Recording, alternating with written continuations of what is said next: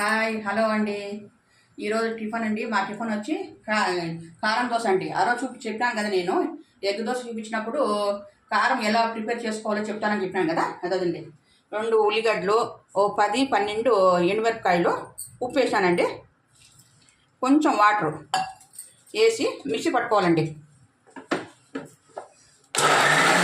చూడండి, ఇలా అయినాక వేసుకొని ఇంకా దోశ వేసుకోవడమే అండి.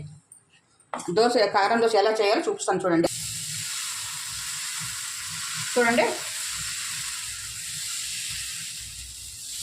ఇలా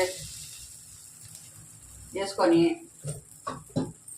ఒక ఎగ్ వేసుకొని, ఇది 2 పక్కల కాల్చుకోవాలండి. ఇది చూడండి, ఈ మా 2 పక్కలు కాల్చుకున్నాక కారం ఈ మా రుద్దుకోవాలండి. రుద్దుకున్నాక ఈ ఉత్త పప్పులు కూడా అండి, ఇది పప్పులు మిక్సీకి వేసి కొట్టాను. ఈ మాట చల్లుకొని నూనె వేసి కాల్చేదండి మా మట్టేసి.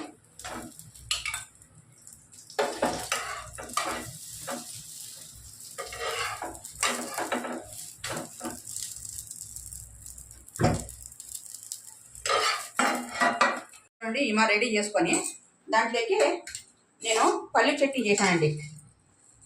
ఈ మాట తీసుకొని ఈ మాట చట్నీ వేసుకొని తింటానండి. సూపర్గా ఉంటుందండి. ఎంతైనా మా రాయలసీమ దోశలే అండి. ఇది చాలా టేస్టీగా ఉంటాయి. చూడండి,